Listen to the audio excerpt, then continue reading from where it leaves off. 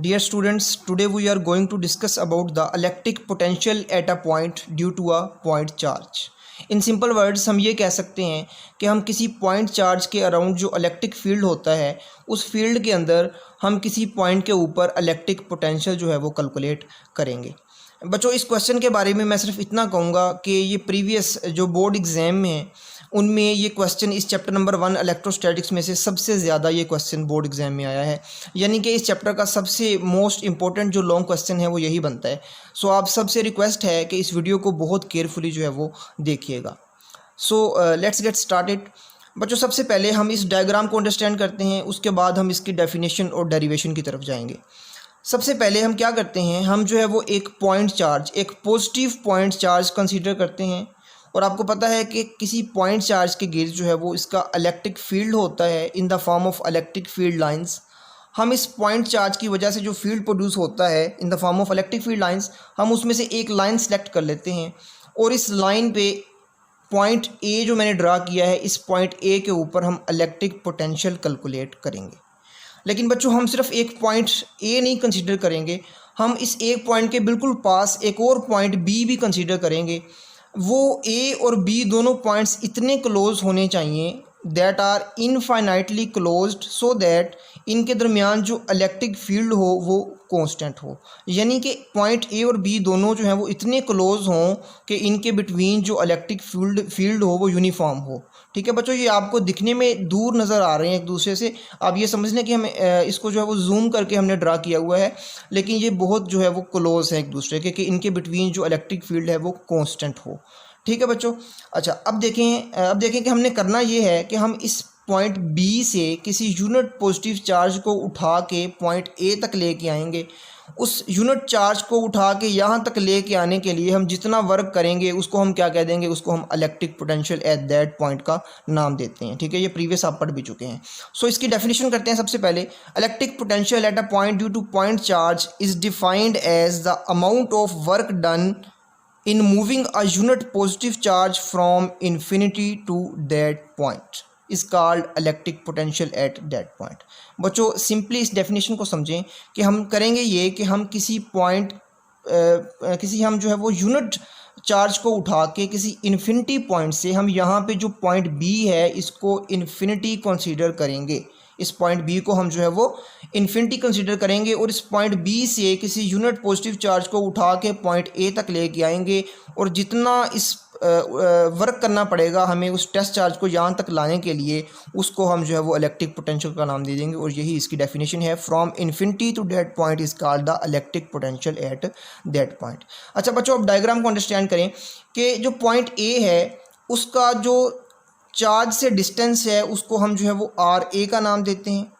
जो point B का जो है वो चार्ज से डिस्टेंस है उसको हम आर बी का नाम देते हैं। और जो है वो पॉइंट ए और बी का जो आपस में डिस्टेंस है इन दोनों का, उसको हम डेल आर से डिनोट करते हैं। और इन दोनों पॉइंट्स ए और बी के बिटवीन हम एक और जो है वो पॉइंट कंसीडर करते हैं मिड पॉइंट ए और बी के दरमियान, और इस पॉइंट का जो सेंटर से डिस्टेंस है यानी चार्ज से जो डिस्टेंस है वो क्या है, वो आर है। ठीक है बच्चों, अब देखें कि अगर मैं ये कहूँ कि मैं ये जो पॉइंट ए है यानी पॉइंट ए है इसका जो डिस्टेंस आर ए है, इसको और डेल आर दोनों को एड अप कर दूं। पॉइंट ए तक का जो डिस्टेंस आर ए है, इस डिस्टेंस को और इस डिस्टेंस को दोनों को मैं एड अप कर दूं तो ये किसके इक्वल होगा, यहाँ से लेके ए तक का डिस्टेंस और ए से लेके बी तक का डिस्टेंस दोनों को एड अप कर दूं तो बच्चों ये किसके इक्वल बन जाएगा, this is equal to the r B.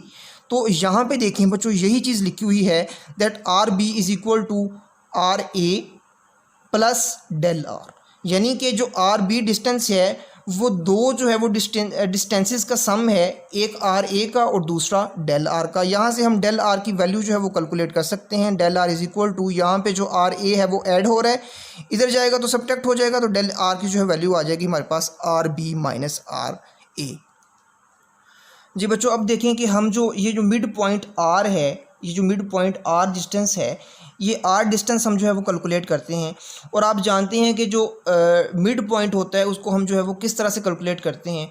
उसको कैलकुलेट करने के लिए हम क्या करते हैं, हम जो है वो दोनों पॉइंट्स को जो है वो ऐड अप कर देते हैं और उसको 2 पे डिवाइड करते हैं, तो सेंटर वाला पॉइंट जो है हमारे पास आ जाता है। यानी कि अगर हमने जो सेंटर वाला पॉइंट निकालना है आर, तो हमें क्या करना पड़ेगा, हमें आर ए को और आर बी को दोनों को ऐड करके 2 पे डिवाइड कर देंगे तो हमारे पास डिस्टेंस आर आ जाएगा।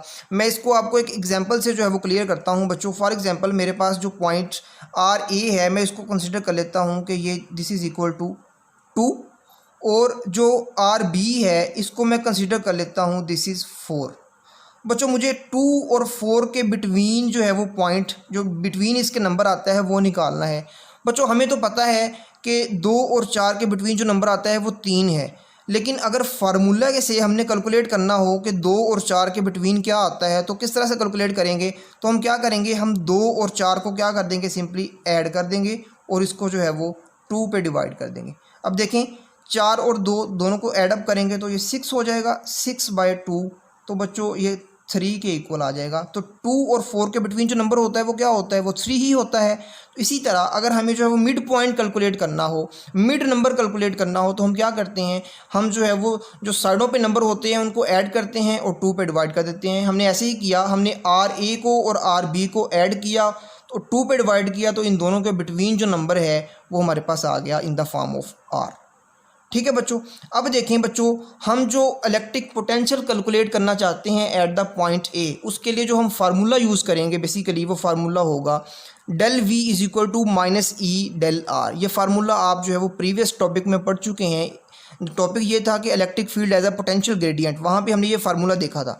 ठीक है बच्चों, यहाँ पे जो इलेक्ट्रिक फील्ड है उसकी वैल्यू हमें पता है कि इलेक्ट्रिक फील्ड की वैल्यू क्या होती है, बट बच्चों प्रॉब्लम ये है कि वहाँ पे जो इलेक्ट्रिक फील्ड थी वो कांस्टेंट थी, लेकिन हमारे पास यहाँ पे जो इलेक्ट्रिक फील्ड है वो क्या है, वो रेडियल है, रेडियली आउटवर्ड है। तो हम जो है वो यहाँ पे कांस्टेंट थी, यहाँ पे जो है वो कांस्टेंट नहीं है, बिकॉज इलेक्ट्रिक फील्ड जो है वो क्या है, inversely proportional to r square. यानी कि जैसे जैसे हम जो है वो इस चार्ज से दूर जाते जाएंगे वैसे वैसे हमारी इलेक्ट्रिक फील्ड क्या होती रहेगी बच्चों, ये तो कम होती रहेगी। तो हमारे पास कांस्टेंट तो इलेक्ट्रिक फील्ड नहीं है। सो इसी वजह से हमें जो है वो इलेक्ट्रिक फील्ड को कांस्टेंट बनाने के लिए हम जो है ये 2 नंबर कंसीडर करते हैं। एक नंबर नहीं, पॉइंट ए नहीं कंसीडर करते बल्कि उसके पास पॉइंट बी भी कंसीडर करते हैं। और मैंने आपको स्टार्ट पे बताया कि दोनों पॉइंट इतने क्लोज होने चाहिए कि इनके बिटवीन जो फील्ड हो वो क्या हो, वो कांस्टेंट हो, वो यूनिफॉर्म हो, ताकि हम उस पर ये फार्मूला जो है वो अप्लाई कर सकें। ठीक है, आई hope you will understand it. अच्छा बच्चों, अब देखें कि हमारे पास आर की वैल्यू आ गई। अच्छा अब देखें कि आपकी बुक पे ये लिखा हुआ है कि हम जो है वो क्या करते हैं, चूँकि हमने ये कहा है कि ये दोनों पॉइंट ए और बी दोनों एक दूसरे के बहुत क्लोज हैं, सो इनका जो अर्थमेटिक मीन है और जो ज्योमेट्रिक मीन है वो दोनों क्या होंगे, इक्वल होंगे। Because point A and B are very close, so the arithmetic mean and the geometric mean are equal. दोनों के अर्थमेटिक मीन और ज्योमेट्रिक मीन इक्वल होंगे। अब देखें बच्चों कि अर्थमेटिक मीन का फार्मूला क्या होता है। अर्थमेटिक मीन का फार्मूला होता है कि दोनों को ऐड करके 2 पे डिवाइड करना, जैसे हमने यहाँ पे मीन निकाला था। और ज्योमेट्रिक मीन का फार्मूला क्या होता है कि दोनों नंबर्स को मल्टीप्लाई करके उसका जो है वो स्क्वायर रूट ले लेते हैं। ठीक है जी। अच्छा अब देखें, हमने जो है वो अरिथमेटिक मीन भी निकाल लिया और इनका ज्योमेट्रिक मीन भी निकाल लिया, और हमने दोनों को इक्वल भी कर लिया, बिकॉज अकॉर्डिंग टू कंडीशन के अरिथमेटिक मीन और ज्योमेट्रिक मीन दोनों क्या हैं, इक्वल हैं। तो बच्चों यहाँ पे देखें कि हमने r a plus r b over 2 को किस चीज़ का नाम दिया था, हमने इसको आर का नाम दिया था। तो हम इसकी जगह पे वैल्यू पुट कर सकते हैं आर। हमने इसकी जगह पे आर पुट कर दिया और इधर हमारे पास आर ए आर बी जो है वो एज इट इज़ आ गया। अब देखें बच्चों, अगर हम जो है वो इस आर का स्केयर कर रहे हैं तो इस तरफ जो है वो आर स्केयर हो जाएगा, और जब इस तरफ हम स्केयर करेंगे तो हमारे पास जो है वो स्केयर से स्केयर रूट कैंसिल हो जाएगा। तो हमारे पास आर स्केयर किसके इक्वल बच जाएगा, this is equal to the r a r b. तो हमारे पास यहाँ से आर स्केयर की एक न्यू वैल्यू आ गई, that is equal to r a r B.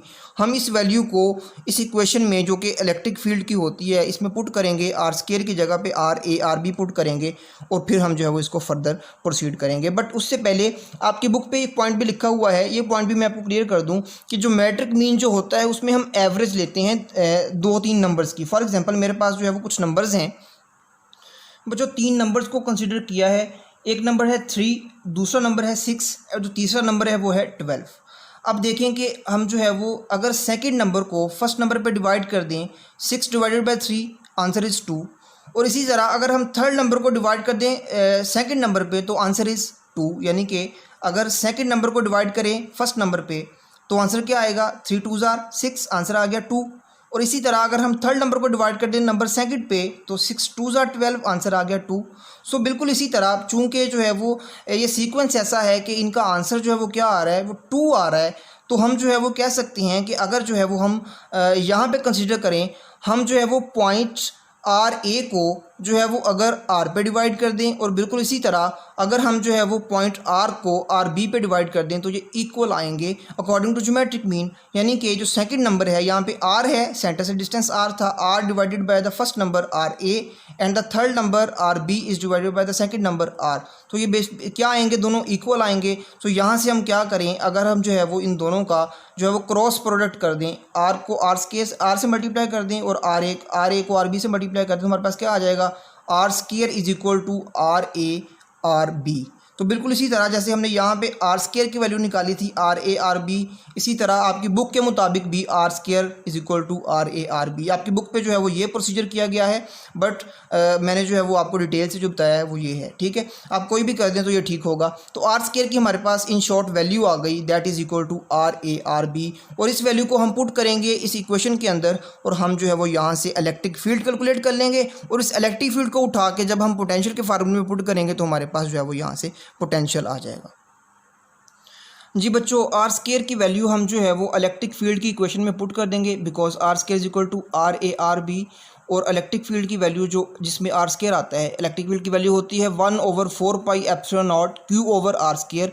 इसको हम के भी कहते हैं। पिछले जो है वो पेपर में हमने जो है वो यहाँ पे के लिखा था, यहाँ पे मैंने उसकी वैल्यू के की लगा दी है 1/4 pi epsilon not Q over are square आ जाएगा। अच्छा, अब देखें इस आर स्क्वायर की जगह पे हमने इसकी वैल्यू पुट कर दी आर ए आर बी, ठीक हो गया जी। तो हमारे पास जो है वो इलेक्ट्रिक फील्ड की वैल्यू कैलकुलेट हो गई, that is equal to 1/4 pi epsilon not Q over are a r b. अच्छा बच्चों, अब देखें, अब हम जो है वो फाइनल स्टेप की तरफ जाते हैं कि हम जो है वो पोटेंशियल कैलकुलेट करना चाह रहे हैं एट पॉइंट ए। उसके लिए हम इक्वेशन जो हम यूज़ करेंगे that is minus E del r. बच्चों यहाँ पे डेल आर क्या चीज़ है, डेल आर वो डिस्टेंस है that is between the point A and the B. अच्छा बच्चों, अब देखें डेल आर जो है वो क्या डिस्टेंस है, that is the difference between point A and the B. तो हम इसको जो है वो लिख देंगे आर ए माइनस आर बी। यहाँ पे जो है वो कुछ लोग कहते हैं कि जी आर बी माइनस आर ए आना चाहिए। ये पॉइंट मैं आपको क्लियर कर देता हूँ बच्चों। चूँकि बच्चों हम जो है वो बी से ए की तरफ मूव कर रहे हैं, तो जब हम चेंज निकालते हैं तो हम फाइनल माइनस इनिशियल लिखते हैं, यानी कि फ़ाइनल पोजीशन हमारे पास ए है और इनिशियल पोजीशन हमारे पास बी है। सो जब हम डिस्टेंस डेल आर निकालेंगे तो हम क्या लिखेंगे, आर ए माइनस आर बी। तो डेल आर की जो वैल्यू लिखेंगे वो आर ए माइनस आर बी लिखेंगे। जो डेल आर की ये वैल्यू है हम ये नहीं पुट कर रहे वहाँ पे, हम जो है वो डिस्टेंस पुट कर रहे हैं जहाँ से हम मूव किए थे फ्रॉम बी टू ए। तो फाइनल पोजीशन आर ए है और इनिशियल पोजीशन जो है वो आर बी थी, तो हम जो है वो आर ए माइनस आर बी वहाँ पे पुट कर देते हैं। तो बच्चों हमने पुट कर दी डेल आर की वैल्यू आर ए माइनस आर बी। तो अब देखें जो चेंज इन पोटेंशियल है हम उसको भी लिख सकते हैं, the potential at A minus potential at B, यानी कि final potential minus initial potential. ये वाली टर्म जो है वो यहाँ पे एज इट इज़ आ जाएगी। अब आगे देखें बच्चों कि अगले स्टेप में ये जो माइनस है बाहर, हम इस माइनस को जो है वो इस ब्रैकेट के अंदर मल्टीप्लाई कर देते हैं। और आपको पता है कि जब हम माइनस को मल्टीप्लाई करते हैं तो माइनस अंदर वाले तमाम के तमाम साइन जो है वो चेंज कर देती है। ये आर बी नेगेटिव था तो ये पॉजिटिव हो गया यहाँ पे, और आर ए जो है वो पॉजिटिव था तो ये नेगेटिव हो गया। तो हमारे पास जो इक्वेशन आ गई that is the potential at A minus potential at B is equal to electric field जो कि मल्टीप्लाई हो रहा है साथ में r b minus r a. I hope you will understand this minus, हमने इसको मल्टीप्लाई कर दिया है अंदर, ठीक है बच्चों। तो हमारे पास यहाँ पे अगर हम जो है वो फाइनल लिखें तो हमारे पास जो इलेक्ट्रिक फील्ड की वैल्यू थी, ये वाली इलेक्ट्रिक फील्ड की वैल्यू हम यहाँ पे पुट कर देते हैं उठा के, that is equal to 1/4 pi epsilon not Q over are a r b. Electric field की ये वैल्यू हमने जो है वो ये वैल्यू उठा के यहाँ पे पुट कर दी और साथ में आर बी माइनस आर ए जो है वो एज इट इज़ आ गया। अच्छा, अगर हम जो है वो उसको थोड़ा सा रीअरेंज करें तो ये जो 1 है ये क्यू के साथ मल्टीप्लाई होगा तो हम इसको लिख सकते हैं Q over 4 pi epsilon naught, ये जो नीचे था epsilon naught 4 pi epsilon naught, और ये जो r a r b factor है इसको हम जो है वो इसके डिनोमिनेटर में जाके डिवाइड कर देते हैं, r b minus r a over are a r b रह जाएगा। तो हमारे पास ये जो है वो इसी इक्वेशन को रीअरेंज करके हमने जो है वो ये इक्वेशन निकाल ली है जी। तो बच्चों इस टर्म में हमारे पास आर ए आर बी जो है वो are b minus r a के साथ डिवाइड हो रहा है। तो आप खुद सोचें तो यहाँ पे हम क्या करेंगे, हम जो है वो ये करेंगे कि हम जो है वो ये दोनों के साथ डिवाइड हो रहा है तो हम इसको अलग अलग डिवाइड कर देंगे दोनों के साथ, यानी आर बी के साथ भी r a r b divide कर देंगे और आर ए के साथ भी r a r b divide कर देंगे, जो कि हमने यहाँ पे कर दिया है। V a minus V b is equal to Q over 4 pi epsilon naught into यहाँ पे आर बी के साथ भी r a r b divide कर दिया और आर ए के साथ भी हमने r a r b divide कर दिया।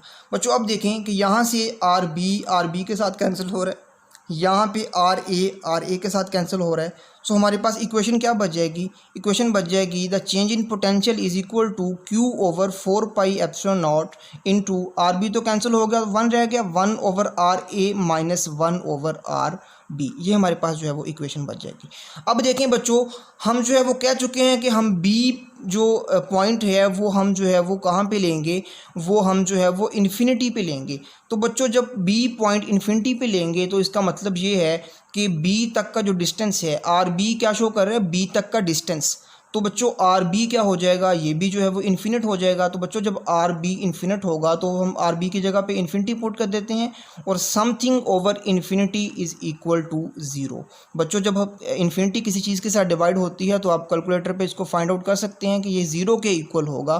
तो बच्चों जब हम आर बी की जगह पे अगर जो है वो ज़ीरो पुट कर देते हैं तो हमारे पास ये इक्वेशन क्या बन जाएगी, 1 over R A minus this whole term become zero. बिल्कुल इसी तरह जब जो है वो हमारे पास जो है वो ये वैल्यू ज़ीरो हो जाएगी तो बी पे जो हमारा पोटेंशियल होगा वो भी क्या होगा, वो ज़ीरो होगा। सो हमारे पास यहाँ से फाइनल जो इक्वेशन बच जाएगी वो क्या बचेगी, बिकॉज़ यहाँ से बी जो है वो ख़त्म हो गया, बिकॉज़ बी पे जो है वो पोटेंशियल ज़ीरो होगा क्योंकि बी जो है वो इन्फिनिट है, ठीक है।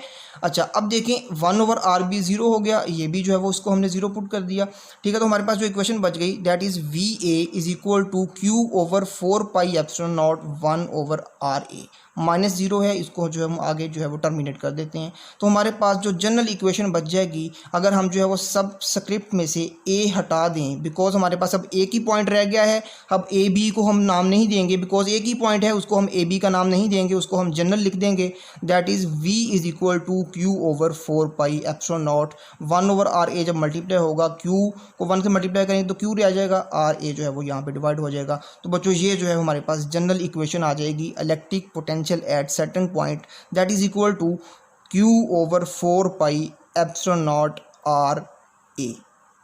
थैंक यू, अल्लाह हाफिज़।